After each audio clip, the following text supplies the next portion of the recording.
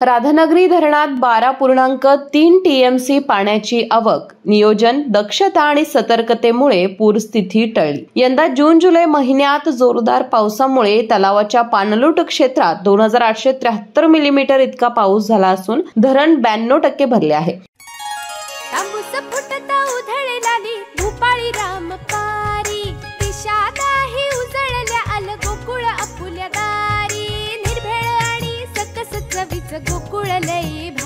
गोकुळची दर्जेदार दुग्ध उत्पादने, गोकुळ अस्सल चव कोल्हापूरची।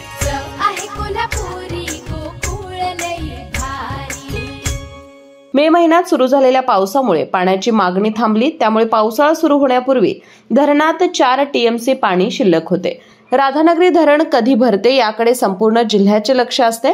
राधानगरी धरण भरत असताना संभाव्य पूरस्थिती टाळण्यासाठी जलसंपदा विभागांना योग्य वेळी 9 टीएमसी पाण्याचा विसर्ग करून धोका टाळला। या नियोजनामुळे धरण लवकर भरलं नाही, अन्यथा पंचगंगा नदी पात्रात मोठ्या प्रमाणात पाण्याचा विसर्ग करावा लागला असता आणि पूर परिस्थिती निर्माण झाली असती। धरणात 8.36 टीएमसी पाणीसाठा केला जातो। सध्या धरणात 7.61 टीएमसी पाणीसाठा असून धरण 92% भरले आहे। पूर्ण क्षमतेने धरण भरण्यासाठी सुमारे 1 टीएमसी पाण्याची गरज आहे।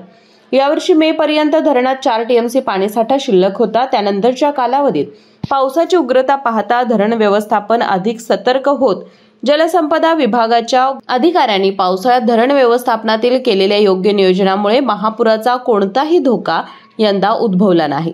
मागील वर्षाच्या तुलनेत यंदा अधिक पाऊस असूनही पूरस्थितीपासून सुरक्षित राहण्याचे श्रेय पाण्याच्या नियोजनबद्ध विसर्गाला द्यावं लागेल।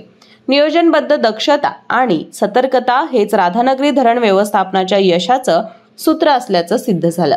केके न्यूज साठी राधानगरीहून मिलिंद कांबळे। अशाच नवनवीन अपडेट पाहण्यासाठी आमच्या केके न्यूज चॅनेलला सबस्क्राइब करा।